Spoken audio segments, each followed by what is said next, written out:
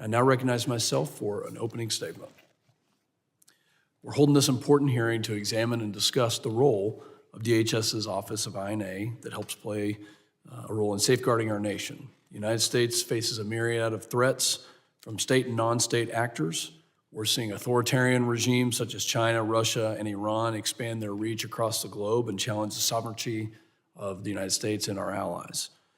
Our adversaries are not only working to achieve these objectives through conventional military means, but are also masterfully accomplishing these goals through cyberspace and by using asymmetric tactics that fall just below the threshold of traditional conflict, more commonly known as gray zone aggression. We have seen malign actors utilize state-owned companies and their technological products to spy on our nation and gather sensitive data that advances their strategic goals. Further, the threats posed by violent extremist groups like ISIS, al-Shabaab, al-Qaeda, and others that continue to operate throughout sub-Saharan Africa, the Middle East, and Southeast Asia present consistent challenges. Overall, the threats posed by state and non-state actors paired with the Department's failure to secure our borders have led our nation down a precarious path that presents a clear and present danger. Our nation has almost certainly not seen this level of instability since World War II, and these threats will only continue to metastasize if we don't do something about it and stop the aggression from our adversaries.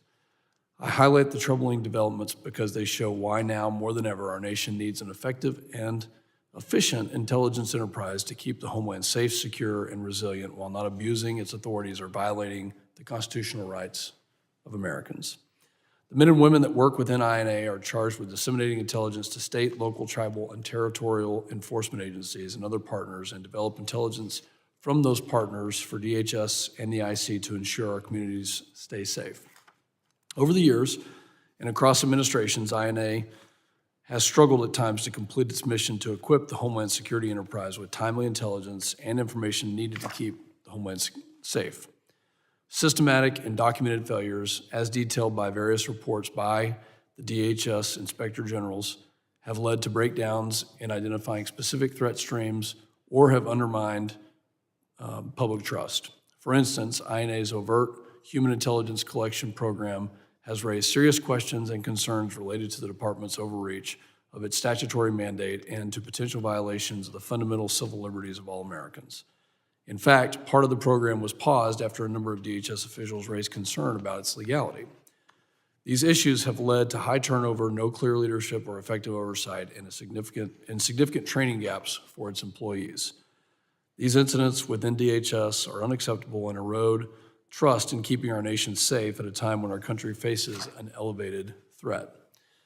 It did not help when DHS unilaterally decided to establish a now disbanded Homeland Intelligence Expert Group, an action that continues to raise concerns about DHS's impartiality and objectivity in furthering its Homeland Security mission amidst ever-evolving threats.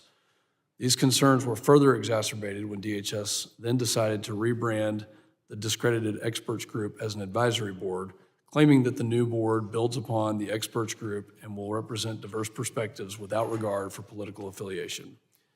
In an effort to address some of these shortcomings within INA, members of this committee have not only conducted oversight of INA's operations, but also passed various bipartisan legislative measures designed to improve training and transparency of INA's activities.